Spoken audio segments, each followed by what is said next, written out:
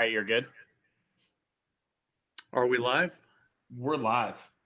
All right. Good evening, everyone. Good evening. Welcome to Elmer Night. So the June edition of Parker Radio Association Elmer Night, where we play radio, have fun, keep the squelch loose, and talk about something interesting that everybody wants to know about. Is this more power, Paul? Amplifiers and how to get on the air with more power? We're doing Qrp tonight, but Justin, we could probably just as easily do how to get on the air with more power. I see behind you there, if I'm looking correctly, it looks to me like there's a kilowatt amplifier sitting behind you, so we could probably change the topic tonight. That's true. That's true. Well, welcome, everybody. I think everybody is doing like we're all doing tonight. We're planning for field day and getting ready to head out tomorrow or Friday or Saturday. And I know I'm almost ready, but maybe not completely. How about you, Justin? I'm mostly ready. What I realized is that my cooler is the largest thing I take. It's this big, giant white 70-quart Pelican that's grizzly proof. I remember that. You can just leave it outside and close it, and you're bear proof. So, but I can't put anything in the car until I make sure that that's in the right spot. So I've got everything kind of ready. I've got all the radio gear in a case. I've checked the power case. I've got all the camping gear. It's just not all in the car yet. So that's probably going to happen first thing in the morning when it's not, 85, 90 degrees here. Yeah, I found it was a little warm today to do a lot of excessive packing. Of course, that's assuming you can pick it up. That's true. That's true. That's a big cooler, and I'm sure it weighs a pretty good chunk by the time you get it loaded up. Well, I like a big cooler. Yeah, mine are too small. Wayne, how are you doing tonight? Doing well. I got the car probably half packed, testing out the air mattresses, making sure they keep air. Got all the batteries charged, doing some final packing probably after this, and heading out in the morning. I'm really excited. Should be a lot of fun. Well, good. I have a slow leak in one of the tires on my trailer. It's actually a brand new tire, so I'm going to see how it does overnight here, and probably just stop along the way and keep pumping some air in it. I guess it's probably going to be my choice. It's not going back to the tire store tonight. So I do have an air compressor on board the FJ, Paul. So yeah, and I've got a compressed tank, so I'm good to go. But as a backup, your compressor might come in handy. Well, got eight people in the chat now. Excellent. Excellent. Brad says he's cheating. He's bringing a 30-foot travel trailer. So yeah, that's cheating, Brad. Well, but it's cheating unless the weather gets bad. Right. And then we all are having major envy. Wishing we had one of the 30-foot trailers that had the dual heaters and the dual air conditioners and the dual everything, I'm sure. Although, this year it doesn't seem like there's even really a remote chance of a cold front rolling in. There's a little storm, but jinx us. Yeah. Not like last year. I'm excited to get the antenna launcher, get it going. Built that over the weekend. Very excited. Always stand behind your pile of rope. Right, right. How are your scars doing, Justin? That one I think is mostly healed, but it still keeps scabbing, and it's going to take a while. And this arm I think is coming along, but that's I think 3 weeks ago, right? So ouch. Well, very good. Well, we're going to do a presentation tonight on Qrp, and for those of you that have been with the club for several years, we've done this presentation almost every year. We modify it a little bit, and you'll notice in the presentation tonight that there's a little Terry WB3 EVZ flare to it. Because last time we updated it, I gave it to Terry, and Terry updated it. And so you'll see a little of Terry in this, I think. Don't you think, Justin? For sure. And Wayne, just want to double check on the technical side there. We're not. I saw a blip, but I pulled it back up, and it looks like it's still live. Okay, just want to double check. I was seeing spinning on the studio But side. let me ask. Yeah, I'm still seeing it on YouTube. So yeah, I don't know what that was. Okay, weird. Like the computer's back there. I haven't touched nothing. Yeah, you're kind of on the hot seat from last. I know. You So know, is my kid. What's that all about? My kid rolling back his Windows to default and not installing all the software again. Yeah, we're up. I'm seeing exactly. We're like a 5-second. We're good. Well, after last time, figured better to check twice than to do the presentation. Absolutely. Well, let's see if we can get this. And I hear Dan's going to be joining us any minute now. I'm sure he is. I think he was probably jamming down some food, wasn't he? Yeah, I think he said something, shoving some groceries somewhere.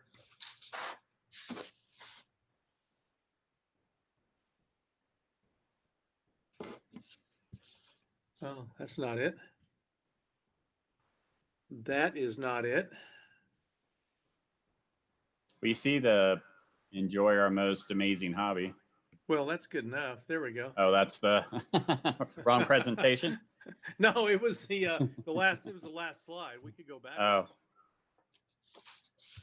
Qrp. So, yeah. So do we want to get started then? And Dan's going to jump in here and help me with this. And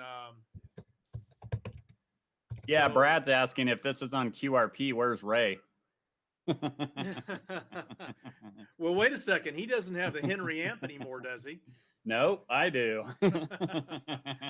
Well, you know, I'll tell you what. We have a list of stuff that people want us to cover in Elmer Night, and you know, we're redoing this one tonight just because we're kind of been hoping we'll get back in person. But one of the topics that we have had multiple requests for is on amplifiers and their use and how to use them, and you know, when's appropriate to use them, and all that kind of stuff. I'm hearing a little hiss. It's Dan. It's Dan. Okay. There you go. Thanks, Dan.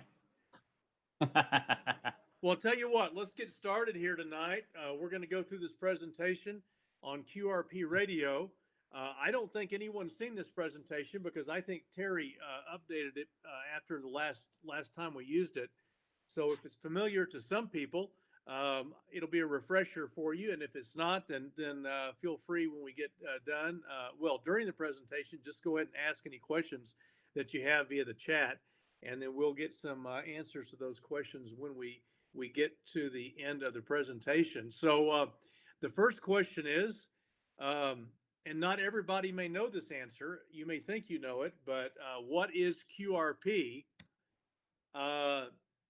Dan, over to you.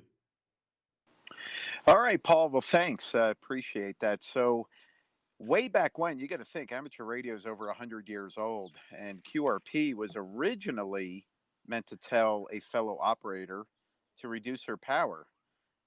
So it was also in the Jeopardy could be used in a form of a question as far as should I reduce my power? So, you know, getting back into probably around the mid 1960s, QRP really got itself defined where you started to see the output level was 5 watts or less. There's a lot of argument and theories out there, but right now the pure definition of QRP is typically output of 5 watts or less.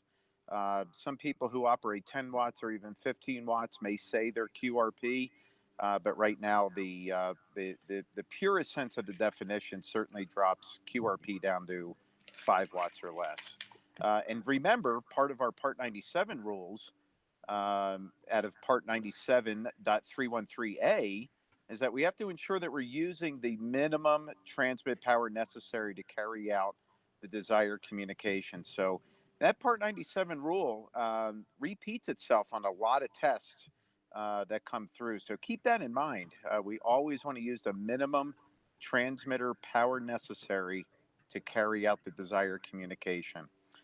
So do you actually do this? That's a pretty good question there. I'll admit I'm guilty. Sometimes I don't, particularly when I'm mobile and running a repeater. I leave the mobile radio on high power, and I think it's probably a good reminder even for me is to make sure that I have that little button that says high power and low power. I should probably give that a try even when I'm operating mobile. So, and for those that are that have the full power 100 watt HF radios, have you ever tried to run 100 watts or less outside of the digital mode? Say CW, CW is a digital mode, but even on the voice side, there is a challenge, and there's a really interesting pursuit when you're using lower and lower power just to see how far your signal can get out. And what's amazing about that is that along the lines of propagation, propagation can be a really funny thing. One day, like we've experienced here lately, 10 meters, 20 meters, wide open, well into the evening, 8, 9 o'clock at night, even later. It's been pretty amazing to see how far those signals are traveling. So, for those of you who are set up with a base station at home on HF, give that a try. Try to get your communications, maybe don't drop it all the way to 5 watts, but if you're typically operating 100, try to get it down to 75. And if you're still making contacts, drop it to 50. And if you're still making contacts at 50, drop it to 25 and just incrementally go down. You'll be amazed at how far your signal will travel with as you lower power. And part of those discernible differences, if you go right from 100 watts down to 5 watts, it's about 2 S units. 13 dB sounds really wide as far as the loss in the signal, but that's only about 2 S units on the meter. So keep that in mind as well.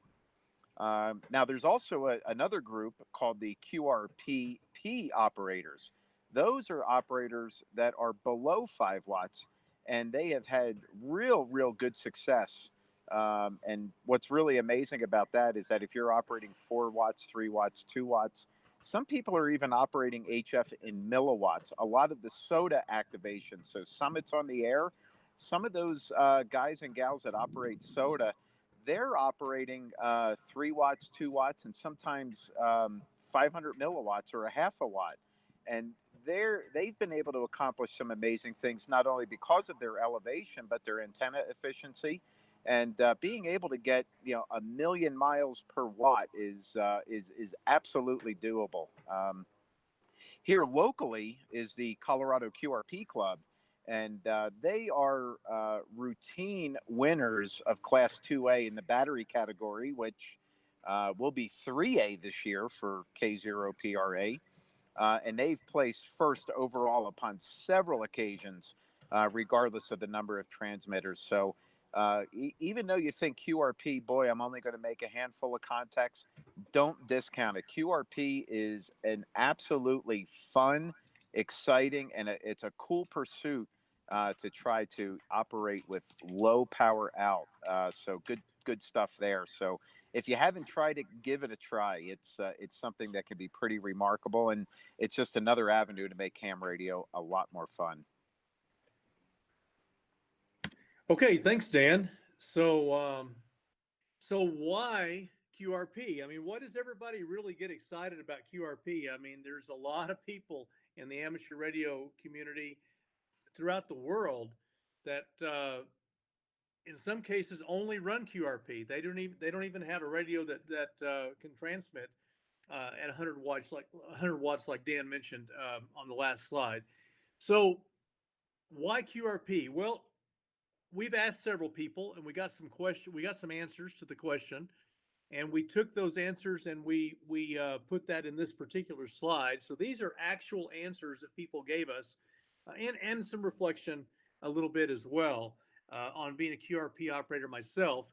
And then also you can kind of see in some of these comments, you can see Terry. He's here with us tonight, although he's probably not with us tonight. But WB3EVZ influenced a lot of what went into this presentation. So you're going to see some of Terry in some of these answers. If you know Terry, you'll know what I mean. Okay, first of all, the challenge or a challenge is to run less power than a nightlight uses to illuminate your hallway and to talk anywhere around the world. So think about that. You have a nightlight in maybe your kid's room or in the hallway, and you're using less power than that nightlight needs to communicate with somebody all the way across the world, thousands and thousands of miles, or maybe just a few hundred miles. Why QRP? Well, to improve your operating skills and understanding of antennas, propagation, electronics, etc. Hey, here's the thing. To make QRP contacts in this particular point in the sunspot cycle, you need all of your skills to come together, and you need a little luck, but you also need understanding of how radio waves move around. And you need to understand how antennas work, and you need to understand how propagation works. And getting involved in QRP gives you a much better understanding of some of these basic principles that I guarantee you a lot of people that just run the 100-watt, ICOM 7300, they never turn the power down, never have, never will. They don't necessarily need to know a whole lot about antennas or propagation. They just need to turn it on, and they listen. If the band's open, they talk or they use their key. So this improves your operating skills absolutely positively, and almost every QRP operator will tell you that. Why QRP? Well, if you're living in an apartment or you're around people, if your antennas are around animals or possibly people, QRP greatly minimizes your RF exposure. And if you've ever used an RF calculator and you put in 100 watts or 1,000 watts or whatever the case is, and look at those distances that you need to have separation between human flesh and the antenna. Use that same calculator to calculate 5 watts. It's amazing the differences in terms of how close you can get to the antenna and still be safe, one. So it minimizes RF exposure, and that's important to a lot of people for a lot of reasons. Why QRP? Well, there are many inexpensive options for home brewing. If you're a home brewer or you would like to build a kit to get on the air and you don't have a lot of funding available to you, or you'd like to have a second HF radio, and funds were there for the first radio, but maybe you want a second one for whatever reason, you can get a kit to operate QRP very, very inexpensively. And when propagation's good, you can talk all over the world just like you could if it was a 100-watt radio. And then, of course, you get the challenge of building the kit. And some kits today, you simply plug them together. Now, that may not be true kit building in a true sense of the word, but I guarantee you, the Ellercraft K2 is a QRP radio, and it came as a kit. And when you get finished building that, you've put together something that's amazing. So think about kit building. Why QRP? Well, you'll definitely be more confident in your abilities and ready in an emergency, knowing that you can communicate with radios without depending on commercial power or permanent antennas. So let's go back for a minute. Knowing how all this works, the 100-watt radio is going to draw 21 amps, right? Now, that doesn't mean you can't operate the ICOM 7300 when the power goes down at 100 watts. But, if you have a 21 amp hour battery and you're on digital, you're going to get an hour's worth of use out of that radio. If you're using sideband, it's going to last a lot longer. But the bottom line is, if you have a QRP rig, you can stay on the air for days and days and days. And you don't have to worry about having a very large battery. You can have a couple small batteries and still stay on the air. So do the calculations, figure out what your QRP rig runs at 5 watts, or even how much amperage it draws receiving. I think some of the Ellercraft KX2s and KX3s, they draw like 250 milliamps on receive. So you can listen to all those emergency broadcasts for a long time on with a small battery and a KX2. Okay, why QRP? Well, I think it says my favorite reason, but I'm going to insert there Terry, WB3EBZ's favorite reason, because I'm sure he's the one that wrote this line.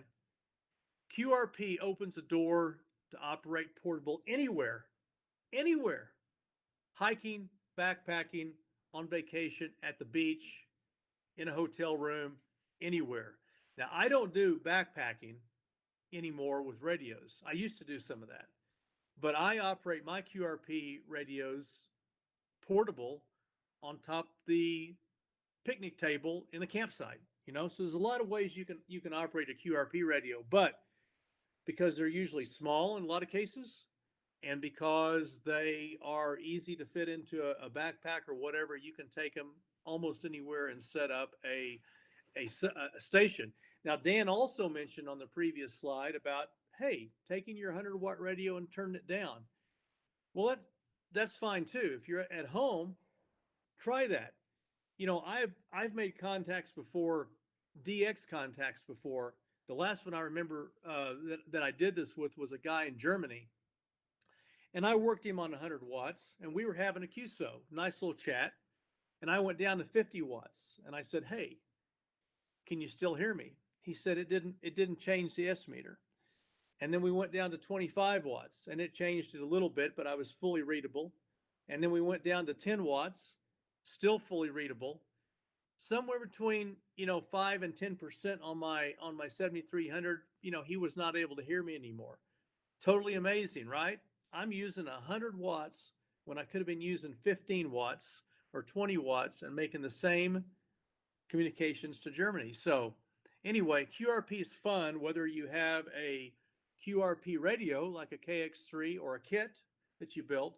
It's also fun to play around with QRP on your 7300 or your 991A or your 101 or whatever you have. It's fun. Try that, and I think you'll find that that you enjoy it. Oh, hey, there's Ray in the picture. Hey, Ray, good to see you there, man. All right, let's go to the next slide.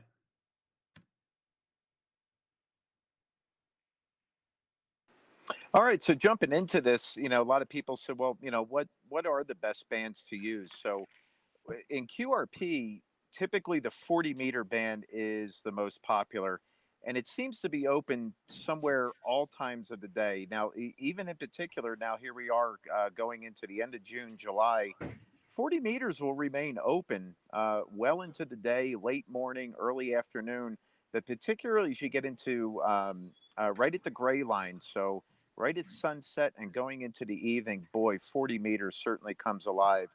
And it's absolutely a really cool band. And keep an eye on 40 meters in particular as we come out of the current solar cycle basement. You're going to see 40 meters really, really come alive all during the day. So a lot of people go, oh, 40 meters is just an evening or an overnight band. When the conditions are right and we get this current sunspot cycle coming back up, 40 meters is going to be wide open during the day as well. So definitely the most popular band is going to be the 40-meter band.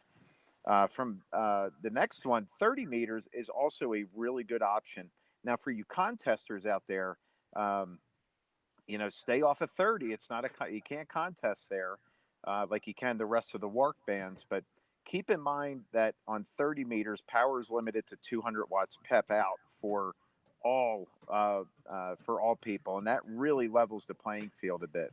A lot of the digital modes, CW, RTTY, FT8, any of the data modes are only are the only permitted modes on 30 meters. So for you FT8 operators, 30 meters is absolutely an option. So another good option is a 30-meter band right around the 10 megahertz spot.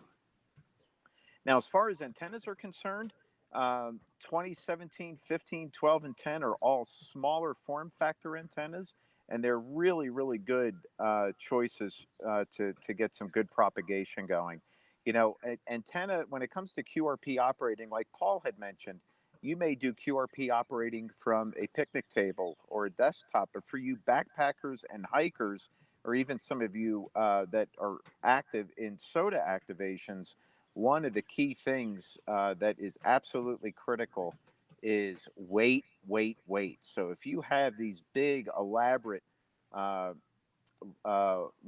lengthy type of end-fed antennas or dipoles, those can really start weighing you down when you're operating portable. So getting into antennas and getting a smaller form factor antenna is absolutely vitally important.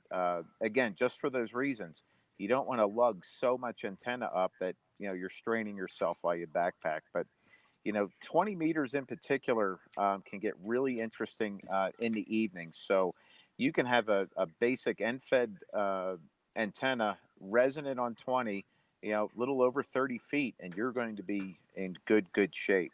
Now, we were talking about antennas. When you get down into the 80-meter portion of the band, those are really big antennas.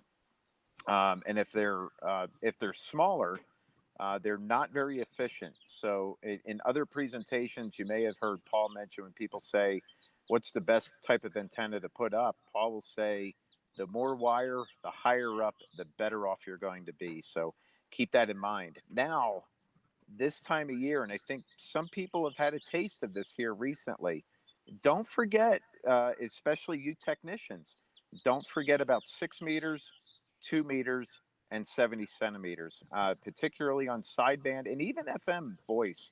You can have some amazing QRP contacts. Here recently, 6 meters, even some VHF and UHF propagation has opened up where instead of just local line of sight contacts, there have been cases popping up on some forums here in the last couple of weeks. Hundreds of miles, 300, 400, 500-mile contacts that are made. And even on 6 meters, some of those are getting into the thousands of miles. Some people in Colorado are making contacts on 6 meters well into New England, well down into Florida. It's a band you certainly want to keep an eye on. And again, just like we were talking about on the other more popular HF bands like 40 meters and 20 meters, drive that power down, see what you can do. As part of the QSOs that you're making with people, ask them, hey, I'm operating right now at 100 watts. I want to back it down to 50. Tell me what you hear. You'll be absolutely amazed at how well your signal can do the lower power settings that you go, which is really, really cool. So the bottom line is that if you have equipment to cover any of those bands, go for it. I'm a big believer of any antenna is better than no antenna. So make sure you get on the air and set it up. And again, you'll be absolutely amazed at what you can do on some of these bands. So again, going from the top, 40 is the most popular, 30 is a really good option. And keep in mind the antennas that you're going to use as well. Weight is key, particularly if you're backpacking. Hey, great, Dan. Thanks a lot. And that's, boy, all that is so true in there.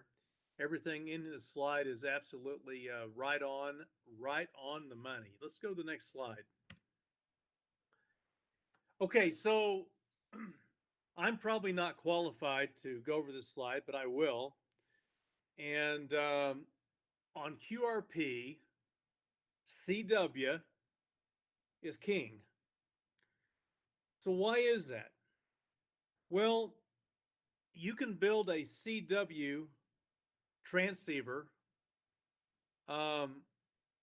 very inexpensively. You can make it very small. And because the bandwidth is very narrow, it gives you more distance. It does take some practice and commitment to learn CW. And I used to be fairly decent at about 13 to 15 words a minute, but I've lost that and I need to get back to where I can actually use CW. But avid Qrp operators almost exclusively use CW.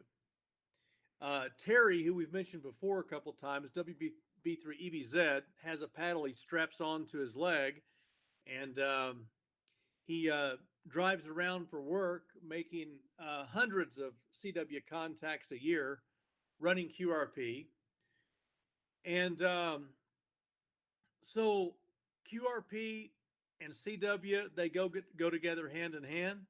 And it doesn't mean you can't run voice on using the QRP mode. You absolutely can. I've made many contacts on voice. But if you really want to be the cool guy on the block, so to speak, then you need to learn CW. There's a lot of options available.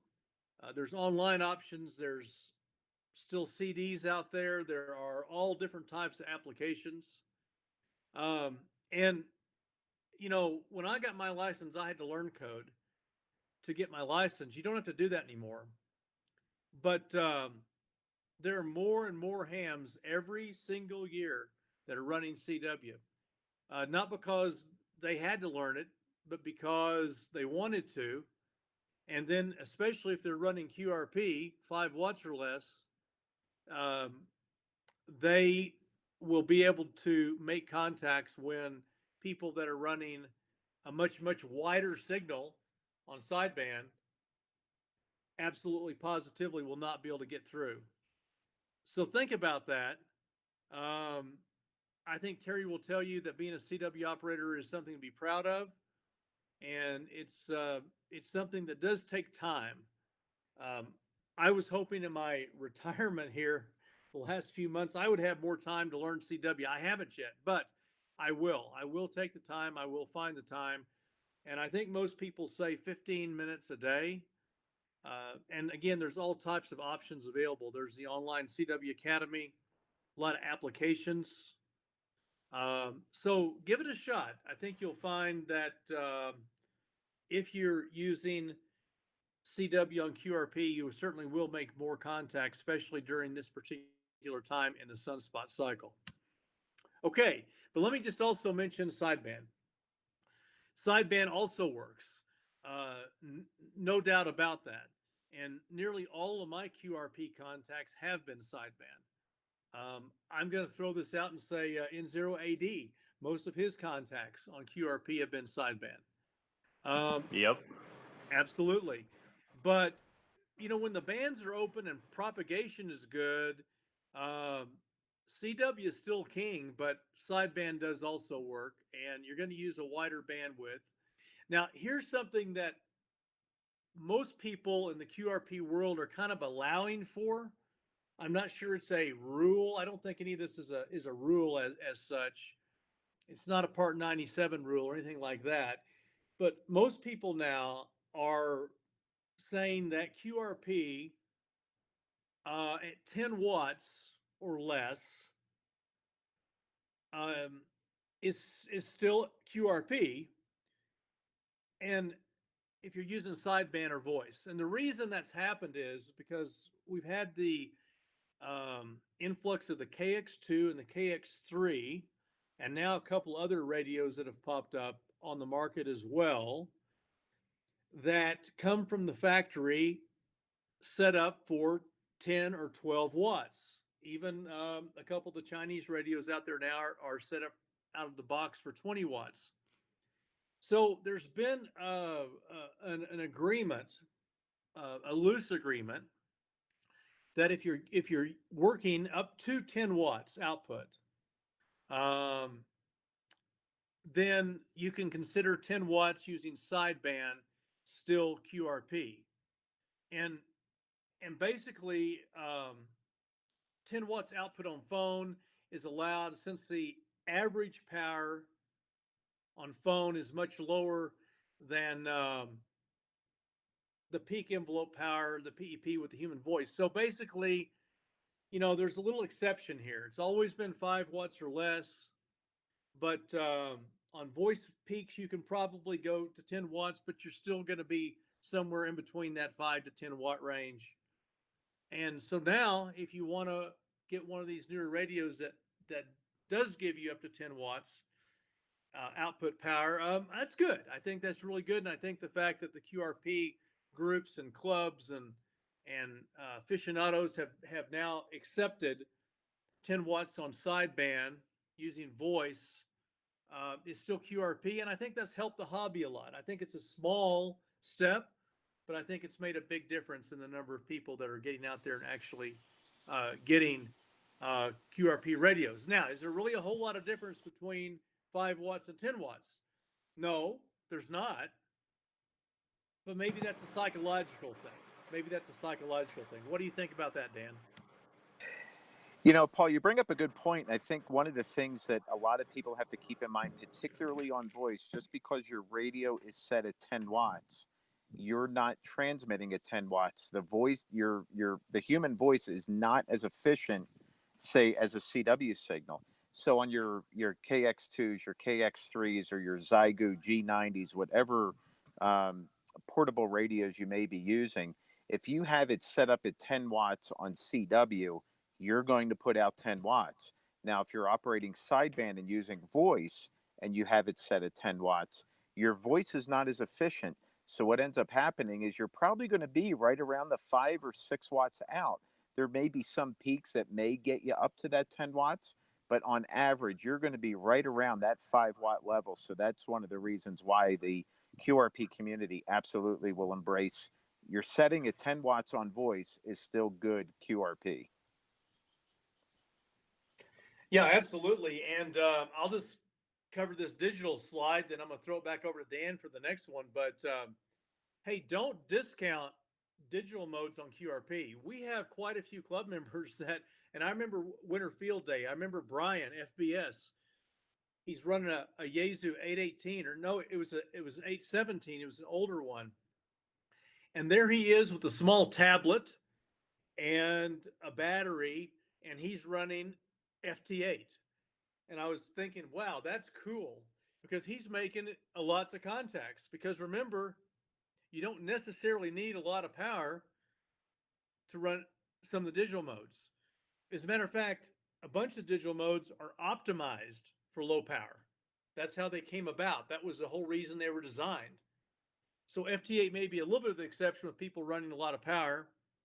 Even some people run a legal limit on 6 meters, which I don't quite get, but okay, if that's their deal. Anyway, you do have a little more complexities with running digital in the field with the QRP radio. If you're portable, you have more cables and more this and more that, right? But you know, if you add that to your backpack and all that, you still are pretty. You can still keep it pretty light if you use a tablet and that type of thing. Now, if you're running it from your home QTH, we have club members that run digital with QRP radios from their home QTH. And I even talked to a guy a couple months ago on voice. I believe he lives in someplace out in the panhandle of Oklahoma.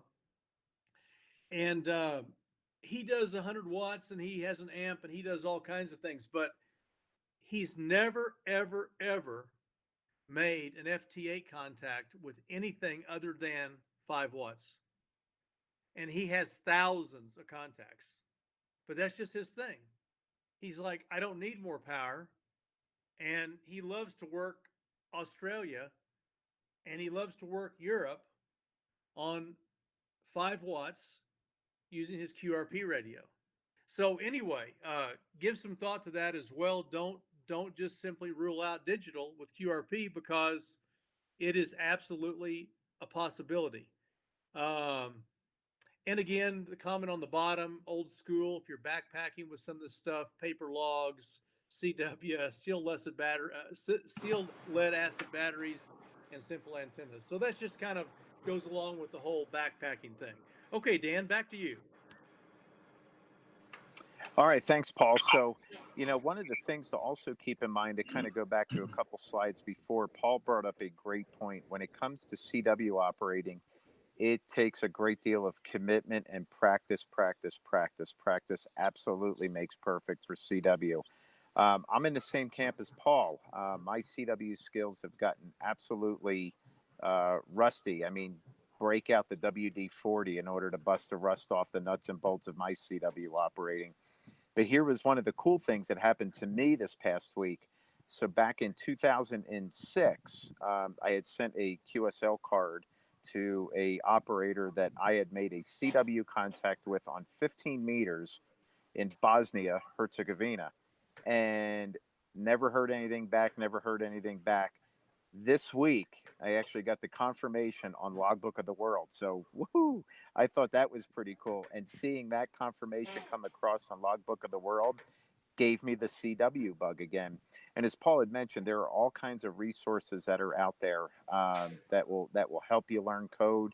There's tapes like what we're doing here tonight. There are some exceptional YouTube tutorials that are out there that will help there. One of the ones that was developed here recently, fellow, I believe, over in Europe, developed a Morse code tutor channel called Lockdown Morse. And he has a series of videos that are on there to help you not only learn, but master CW. CW Academy is another one.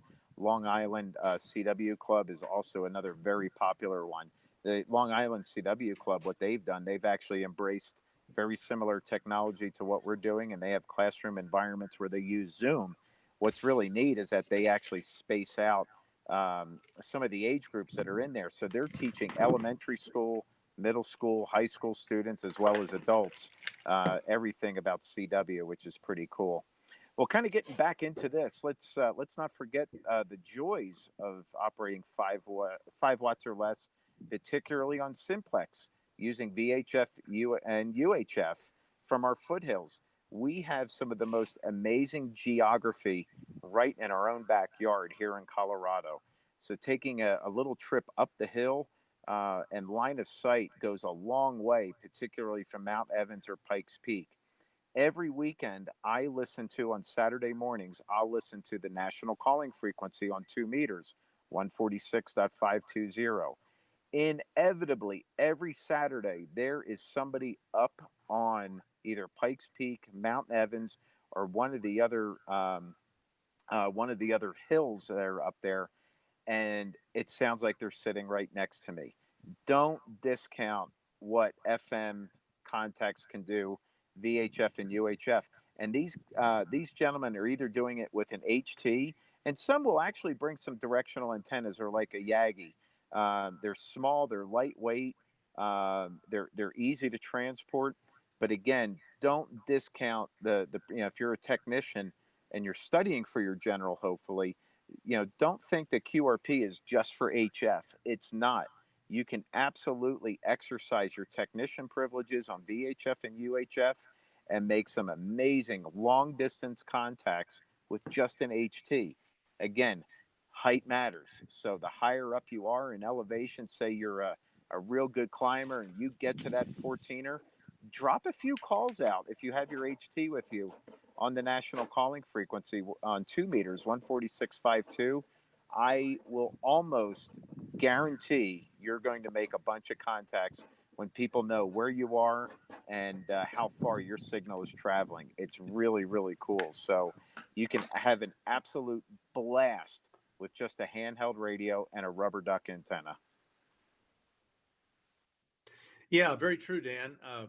And you're so right on Saturday. I've been in the shack many a Saturdays and Sundays where you just hear people calling out on the simplex frequency, and they're up on top of a mountain. They're doing a soda activation, or maybe they just went up for the day and they've got a little QRP radio essentially, and they are making contacts, and they make a lot of contacts. So that is a whole lot of fun. Okay. Here are some of the frequencies where you're going to find QRP operators. Now, here's the question. Are there dedicated QRP frequencies? And the answer is officially, no, there are not. Unofficially, yes, there are. So if you want to listen to other people, other like people that are operating QRP, this is a great chart here because very often if you tune into these frequencies or around these frequencies, you will hear other QRP stations, whether it be a bicycle mobile in Austin, Texas, or California. or maybe even aeronautical mobile, or maybe someone just operating out in the woods in Pennsylvania. But wherever you're at, wherever they're at, these are the frequencies. If you listen, you're likely to hear somebody, especially when propagation is good. And we'll make this slide deck available. So, or if you want to take a screenshot, that's fine as well. I'll leave it up here for just a second.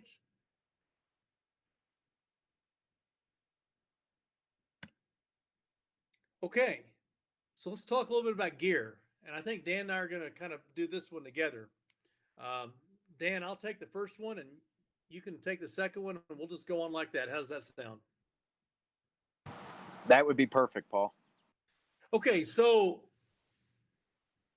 you want to get a QRP transceiver. Prices range from $20 to $2,000 or more. And that's absolutely true. I have seen QRP transceivers.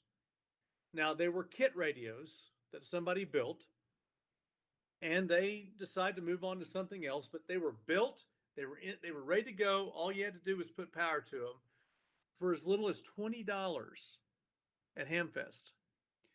And I've seen radios for a few $100s.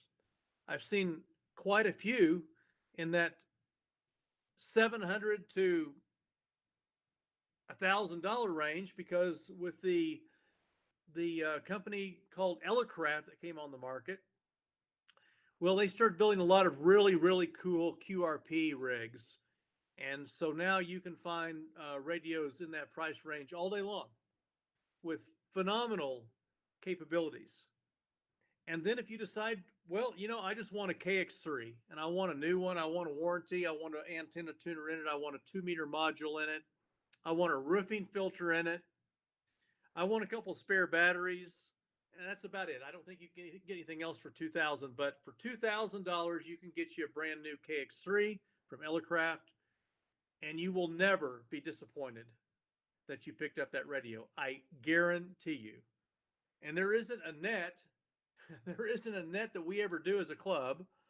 There is not an Elmer Night. There is not a face-to-face meeting where there's at least 4 or 5 or more club members that have Qrp KX2s and KX3s. And we've got several people on here tonight that have KX3s for sure that I know of. So fantastic radios, but there's a lot of other QRP radios out there. Yaesu still makes a very, very capable radio. And other people make them as well. So I'm going to throw the next part of the slide over to Dan. He'll give you a little more information on what's out there. Go ahead, Dan. Yeah, thanks, Paul. So, one of the things to keep in mind, like Paul had mentioned from Yaesu, probably their cornerstone QRP radio here, over probably the last decade and a half, has been the FT817 series. Now, they've just recently updated that to the FT818 series. But one of the cool things about the Yaesu QRP radio, it is an all-band, all-mode QRP radio. You can do all the HF bands, but what's really neat behind it, and what I think separates it from a lot of its competitors, is that you get VHF and UHF all mode in a QRP radio. It's a very, very cool one for sure. Around the same lineage, ICOM had a competing product, the IC703. I actually had a 703 for a period of time. Really, really cool QRP radio, about the same size as the 706.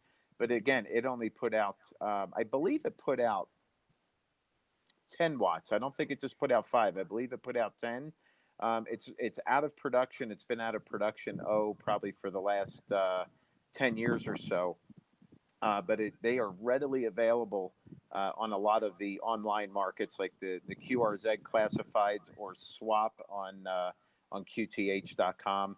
You see them pop up every once in a while. And one of the nice things about the ICOM 703s, tuner was built in to it. So, and they had an absolutely exceptional tuner that was built in. You could probably tune a paperclip with that radio. It does a very, very good job. Hey, and as Paul had mentioned, anything from Alacraft. I own a KX3. I had a KX2. Absolutely fantastic radios, very hot receivers. Little menu driven to operate, but that's okay because you're giving up size and buttons uh, for portability. So that's one thing to keep in mind as well. Um, and the nice thing about Elecraft, if you're really into building, they'll sell you the kit, no problem whatsoever. Or you can buy their products, obviously pre-built. Getting into kind of the lower in the price range, Tech, they have some amazing radios that have been out 20, 25, even 30 years that are still absolute classics today, and they're easy to operate. And as Terry mentioned here, Heathkit. Many of us don't even know what Heathkit is, but Heathkit was around 25, 30 years ago, and even earlier. And what was really neat about the Heathkits in particular was that, like Elecraft, they offer to you just as the name says. It was offered as a kit. So that was pretty good. Terry mentions here the HW8 were absolutely great radios for sure. Of most recent, L&R Precision. I know L&R Precision as being a QRP antenna manufacturer, but they also offer a really, really amazing line of QRP radios, which is really, really cool. A lot of wind going on around the house here. I had to move because we got a little storm rolling through. Yeah, also, Dan, I think they just sold their antenna line to Vibraplex now. So they're just manufacturing those little mountain topper transceivers now. Oh, I didn't know that. Thanks, Justin. That's good to know. But yeah, L&R Precision, their line of QRP radios are absolutely amazing. They're very small. I mean, you could fit that in your coat pocket very, very easily. They do an exceptional job, and it's just a very, very cool setup. When we're able to get back together and back face to face, I know Terry had brought out some of his L&R Precision transceivers. Absolutely blew me away at how cool they were. Number one, just from the size, but very easy to navigate, very easy to operate. So that is absolutely cool too. There, Paul had mentioned before, there's also a line of new SDR rigs that can run QRP2. Probably the most recent that's out here recently is the Zygu G90. That goes up to 20 watts, but it is a full-blown SDR transceiver. Color display actually gives you the spectrum waterfall. Some really, really cool technology that's starting to evolve here recently as it pertains to software-defined radios. So keep an eye out for some of those software-defined radio manufacturers. And I have a hunch that the big three, so Yaesu, Kenwood, and ICOM, are really going to start diving into the SDR technology at a whole other level. And we're going to start seeing SDR technology possibly becoming a new standard here. Don't quote me on that, but it's at least some of the things that I'm starting to see, at least in the big three, Kenwood, ICOM, and Yaesu. Yeah, Dan, and we have a lot of choices for radios and transceivers and even receivers, but we also have a lot of options out there for antennas. Now you can buy antennas that are already built, or you can build your own antennas. And I want to throw out a company that you ought to check out tonight. Everybody should check this out tonight. It's called Qrp Guys. Qrp GUYS. And they sell a lot of really, really nice QRP antenna kits. And they're all $20 to $30. It's crazy. You buy the kit, you put it together, you come up with some wire. Some of their kits have actual tuners built onto the board. Other kits have different things, but take a look at QRP Guys. And the cool thing about QRP antennas is that the lighter weight hardware, the pieces that make the antenna are smaller. They're easier to carry to a mountaintop or a park near you. And when we were doing our Parker Militia deployment last month, and Scott, AK7Q, brought his Elecraft and a really nice little, very simple antenna. And Wayne had his very simple antenna, super lightweight. Well, you just don't need a lot more than that. Small wire, small components, and even antenna tuners, either the ones built into the Ellercrafts or small tuners that Ellercraft sells for remote tuners, and other companies that sell remote tuners as well, are just smaller, and they run off of a 9-volt battery or a couple double A's. So everything is smaller, and when it comes to antennas, everything is simpler, although the principles are the same. Whether you use a random wire or an infed that is tuned for a specific band, or dipole, inverted V's, off-center dipole, whatever it is, the principle is still the same with the antennas. You need to keep that in mind, but antennas themselves are very, very light. Now, I will almost guarantee you that if you're coming to field day, we have a couple small deployments planned, one for tomorrow, one for Friday. But if you're not going to be up there for those, there's a lot of QRP people coming to field day, and maybe we'll even get a few people together and have a little quick QRP forum or something. But if you want to see some of these small antennas, I know a couple people that'll have them up there, and we'll be happy to show them to you. Back to you, Dan. Hey, Paul, you couldn't have said it any better. That is absolutely the cool part about field day, is that we're going to be able to demonstrate a lot of things. So even if you're not able to make it up until Saturday and you really want to know, hey, I'd like to take a look at a QRP radio, or tell me what this is about, ask questions during field day. There's going to be people that you'll have a bunch of people raise their hands. They'll head back to the cars, they'll grab their go kits, they'll grab some bags, they'll grab their backpack, and absolutely showcase some of these radios. It's some really, really cool stuff. Now, one of the things to keep in mind, I was mentioning before, some of the SDR radios and things like that. Now, some of these larger radios, they have the LCD screens, they have color displays and things like that. Keep in mind that those fancy LCD screens and microprocessors, they are absolute power hogs. Some of them just in receive mode, not on transmit, they can draw up to 7 amps. And that's pretty big just on receive. Now, even if you're operating QRP, you might also be drawing about that 7 amp mark. So that can be a hog very, very quickly. And again, operating QRP or portable, if you only have a 4 amp hour battery, it is not going to last too long in that field. So make sure you keep that in mind. So dedicated QRP radios like the LNR Precision, the Yaesu FT817, the Ellercraft series, those are dedicated QRP rigs. And they are absolutely engineered and designed to be absolute power source efficient. So that is absolutely important.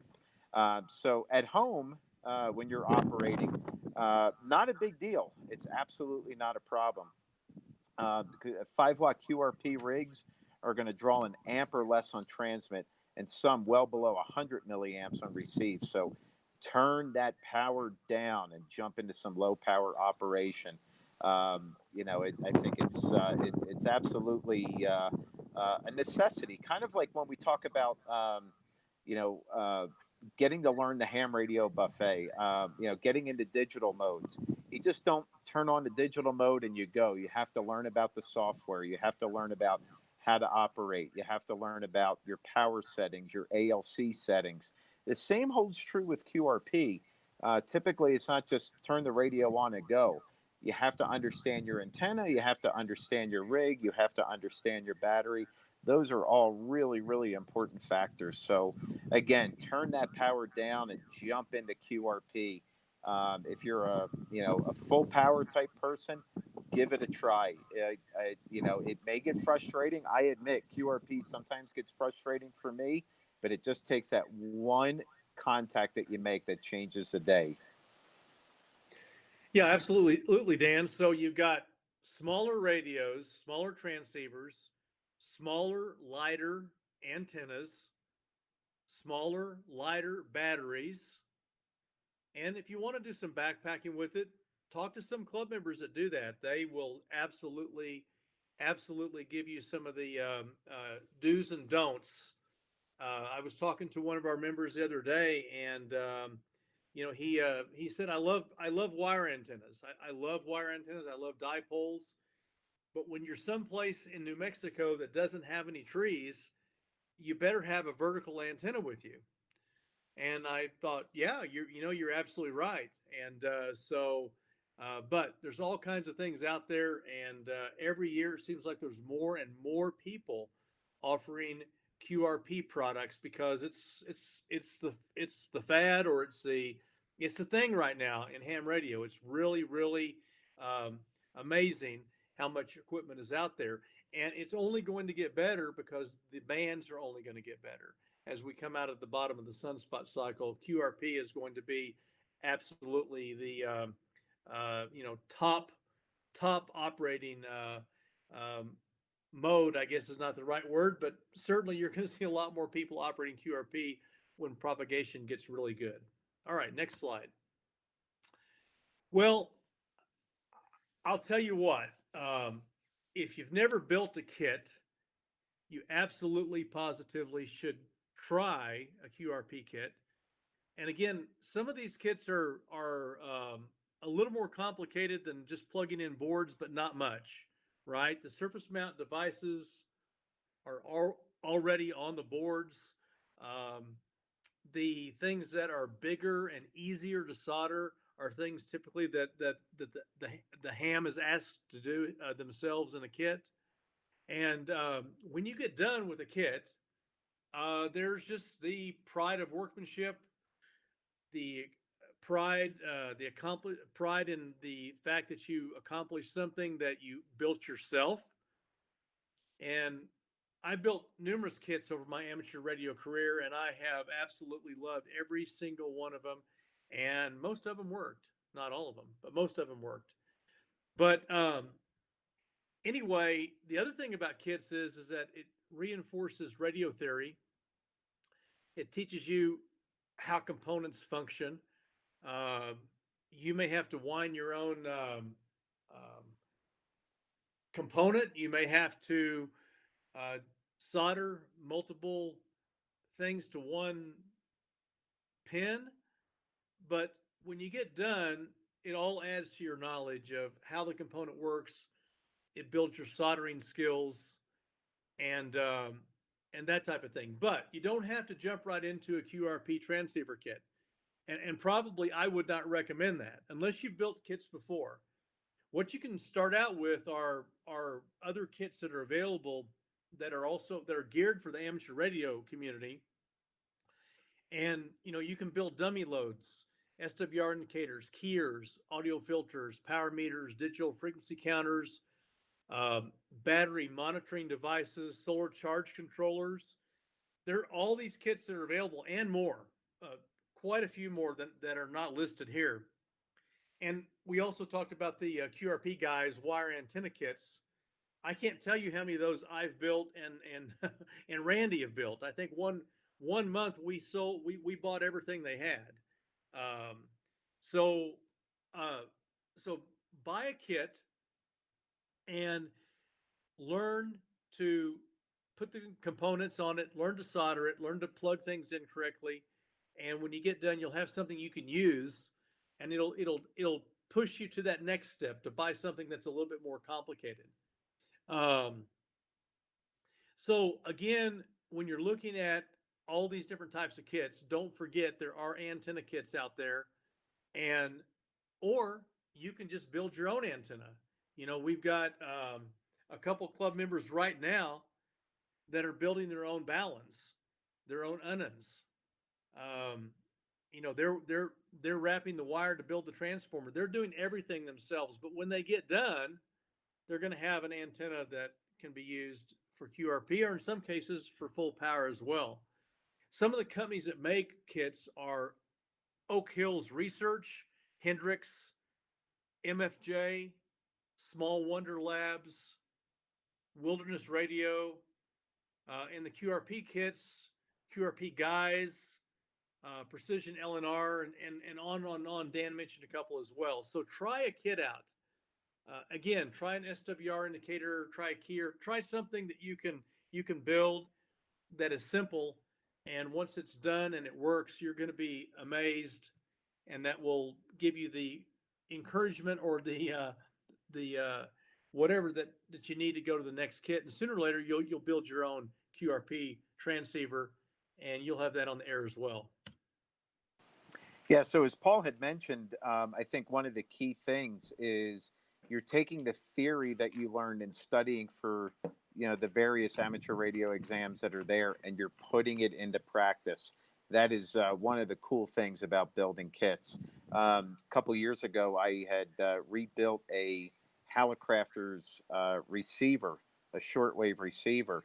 And I'll tell you what, a lot of the theories that I learned in the amateur radio theory exams, whether it's technician, general, or extra, all came into play and all became part of the practice. So, part of that too, just like we were talking about with CW operating, when it comes to QRP, you have to be persistent. It's not going to be fishing in the barrel. I can tell you that right now. When you operate CW or when you operate QRP, it is a challenge. So the timing of your calls can also make a big difference. So sometimes just being patient helps. One of the things that for those of you who haven't been part of our field day, you'll get to see the rhythm that we keep. And I think that's going to be an important part of the whole thing is when you're operating QRP, understand the rhythm that the caller or the person you're trying to contact is operating.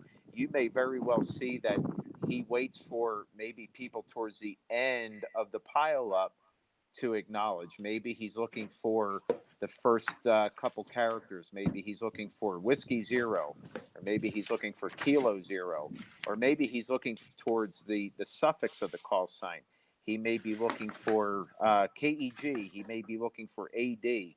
So one of the cool things about that is making sure you're understanding the rhythm, the cadence, the timing of your calls can make all the difference. So make sure you're using the two most important parts of communicating, your ears, before you use this. So again, listening makes all the difference.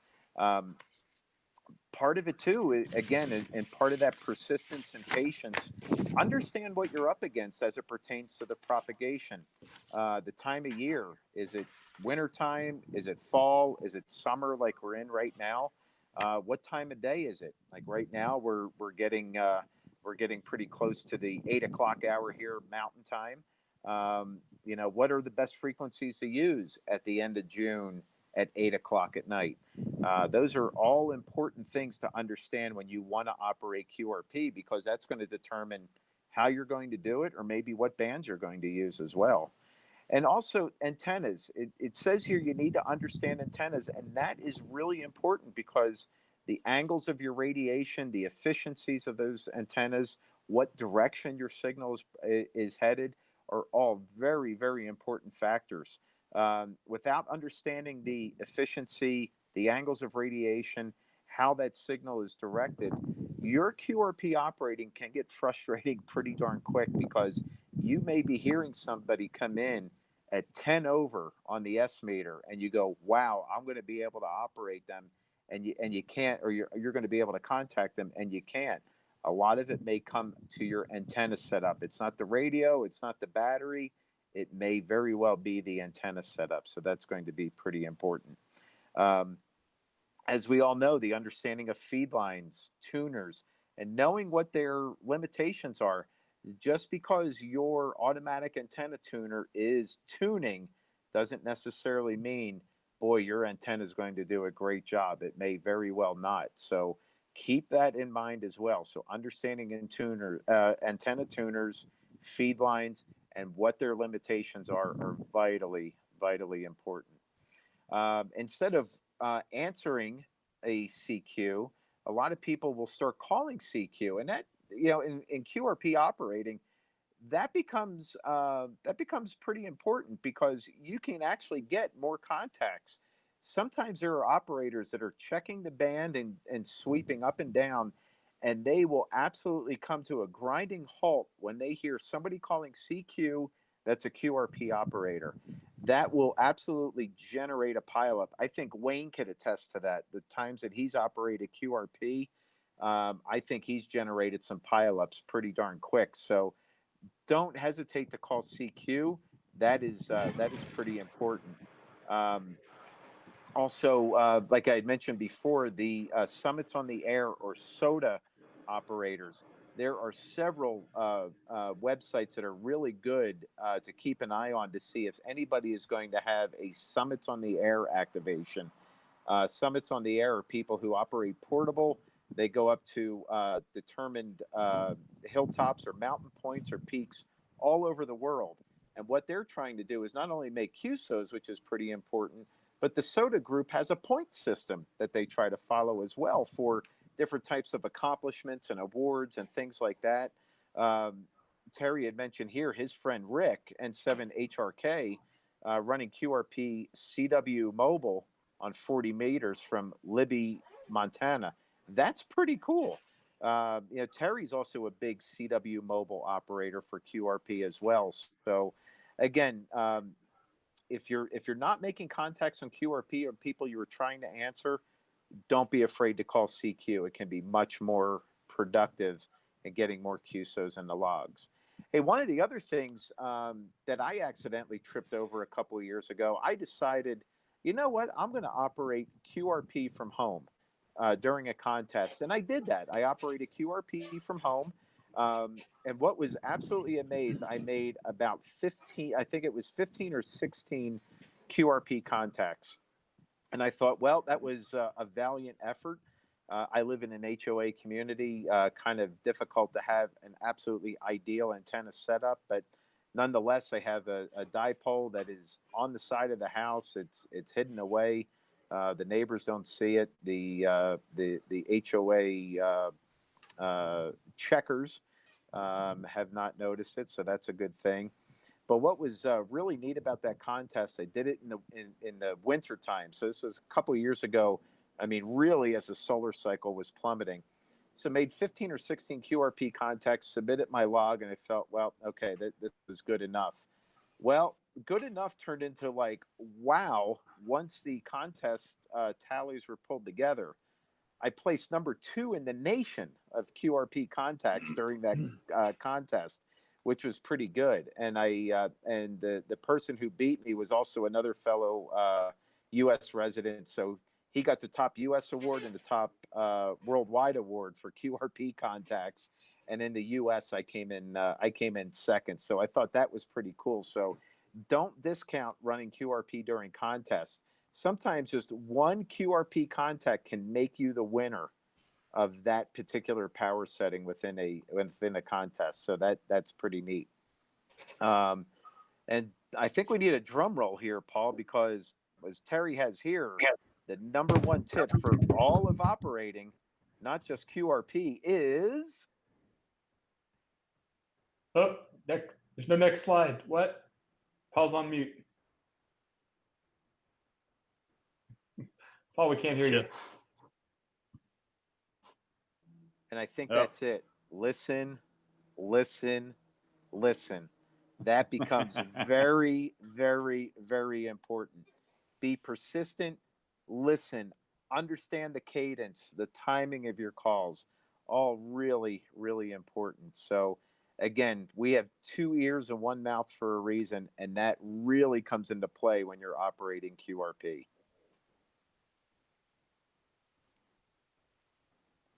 Yeah, you're still muted there, Paul. I wanted to say another one of the things that audio. I've really dialed in both the 7300 and the KX3, where I get great audio reports, and I think that's really important when you're running QRP, that your sound really bursts through. There's a guy, Kilowatt Alpha 5 Delta Oscar Bravo.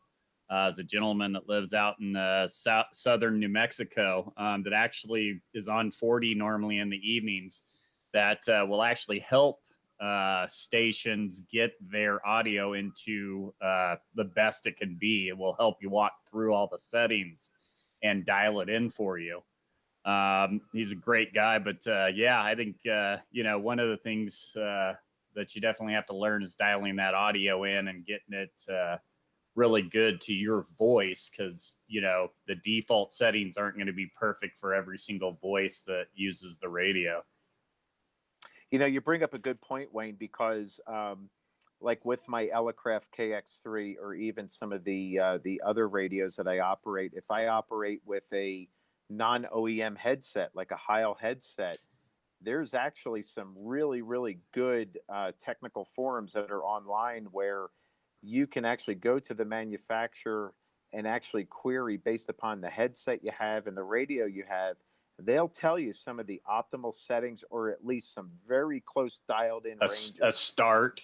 Yeah, exactly. Yep. Yeah. So that's some good stuff there. So I actually have to do that with my KX3. So that might be a fun activity to do this weekend for field day. Yeah. And the only scary thing with the KX3, it has a really big EQ. Yeah. So there's a lot. The 7300 is a little bit easier. You only have like 2 or 3 settings, but yeah, I think there's 6 or 8 on the KX3. Mm-hmm. So you can really, really dial in your transmit audio. So absolutely. Well, and, Justin, you have had a lot of experience operating QRP, not only here in the U.S., but you're an international traveler of QRP. Yeah, I've operated on this KX2 I've got here next to me with this antenna on 3 continents and made contacts. Well, I guess technically, I've worked numerous places in Europe, but I worked once in Iceland on the balcony of a rental apartment we were in, and just so happened to pick up on the Russian DX contest that weekend from Iceland. And turns out operating Qrp and from Iceland, I was a big multiplier, right, for all of them. So they all wanted to get me. So it was awesome. Every time they heard, whatever it was, Tango Fox Stroke, whatever, they went Tango Fox Stroke. It was pretty awesome working all of Europe on 5 watts with an antenna just hanging off the balcony there. I've operated from Europe. I guess that is Europe technically. I've operated from the UK, Germany, Peru, South America. At 16,000 feet of elevation. I got that picture on my QRZ page. That was something else. Unfortunately, if you remember when we did that solar weather presentation, he talked about that horrible drop that we had in August of 2016. That probably explains like the 2 contacts I made operating for 8+ hours at 16,000 feet. One was with Chile. So it was kind of like working Missouri, from Colorado. But hey, I was hoping to work big U.S. stateside DX. But like you said, that's just what happens sometimes. It's I know I was getting out because I made a couple contacts, but sometimes you call out a lot, you don't hear a lot back. But yeah, it certainly is. This KX2, I love it. Yeah, it just goes everywhere and it works. And you can even bump up the power if you want to go QRO and put in the KXPA 100 and then hook that up to the Ameritron AL80B and go full kilowatt from the KX2 through a couple hops. But yeah, for sure. Yeah, what I say, QRP in the day and kilowatt at night. That's a pretty neat philosophy. Yeah. Paul, we can't hear what you're saying, buddy. It might be your headset or something. Well, you took it off. Yeah, you changed your source. Well, Wayne, Justin, are there any comments or questions that came through in the chat room? Paul's operating QRP is what Tom said. And let me take a look here. Just some other kits. UBitX is another good kit company. Great kit company. I actually bought that for a dear ham friend of mine. I bought him a MicroBitX kit last year. He said he had a blast putting it together. It didn't cause him much brain damage in putting it together, and he has it on the air and absolutely loves it. If he was a dear friend, was it a buck? Anyway. Brad also posted, you can go to Heil.com and go to their support, and they do have DSP settings like what you were talking about, Dan. Mm-hmm. But yeah, I honestly, audio. I still stand behind that with everything I have. And the Heil headsets, it's pretty interesting how much more that, how good of a mic those things actually are. No, all really good points. I mean, that is that is absolutely key. Audio settings are definitely going to be a part of that. So yeah, make sure whatever headset choice is, whether it's Heil or maybe one of the others, make sure you do your research before you buy them, so that you're able to match just absolutely good, solid settings of your audio for your radio to that headset. That's pretty important. I've had great luck with the old Elecraft MH3, and I Yep, those are good ones. So, yep, I'm bringing the KX3 and the amp. No, So you're going all in. Well, it's 100 watts, but so yeah, I'm not bringing the 7300 this year. So it's just going to be the KX3. Well, the the club will have their KP100. 7300 there and the 991, and we'll also have a digital station going as well. So really looking forward to the next few days. It's going to be an exciting time. We're going to kind of break the mold a little bit, have people get together, exercising absolute utmost precautions all the way through the process, and plenty of cleaners and hand wipes and hand sanitizer, and wiping keyboards down, and wiping down headsets as necessary. If you can bring your own headset, please do. But yeah, we have a lot of really, really great things that are going to be happening, and boy, it's going to be a lot of fun. So, and I don't know if anybody covered this at the beginning before I jumped on in regards to if you can't make it to our field day, we really encourage you to operate from home. Hey, maybe while you're operating from home, this might be a good opportunity to operate QRP as well. So if you do operate field day from home, one of the things, if you are a PRA member and you go to submit your logbook through the ARRL portal, please make sure you reference Parker Radio Association, because one of the rule changes that the ARRL has done this year is that they're compiling individual operators who are operating from home, who don't have the ability to go out to a group setting, and they're allowing their station QSOs to count towards the club. So you still use your own call sign. You don't use the club call sign. You use your own. And at the end, when you submit your log, you reference Parker Radio Association. So if you have any questions on that, on how to submit, where to submit, what does that ARRL portal look like, please reach out to me. Happy to help you out. My email address is N2SRK, so November 2, Sierra Romeo Kilo at ARRL.org. That's the fancy email address, huh? Yeah, that is the fancy one.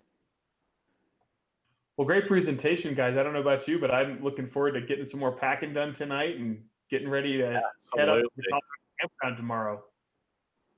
Very excited. Yeah, it's going to be a good time for sure. So I think that's a wrap. Wayne, any parting words of wisdom? Pack heavy and pack well, and hopefully we have some good propagation for field day.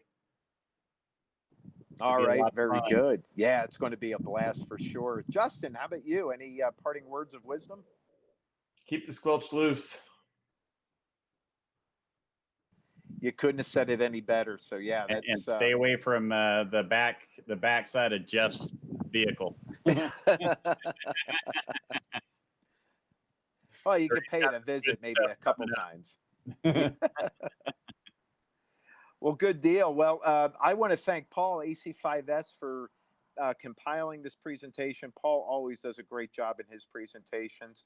And hey, any of our members, if you're interested in giving a presentation on any amateur radio topic, whether it's at our monthly meeting or maybe for an Elmer Night, or you have a suggestion on a topic, please let us know. Reach out to us. Tell us what you think we should do next, and we'll see if we can get the right subject matter experts lined up for an Elmer Night or a monthly presentation. So that's about it from this end. This is Dan into SRK, and on behalf of the Parker Radio Association, I want to say thanks, 7-3. And if we don't see you at Field Day, we expect to work you in the logbook. Good night, everyone.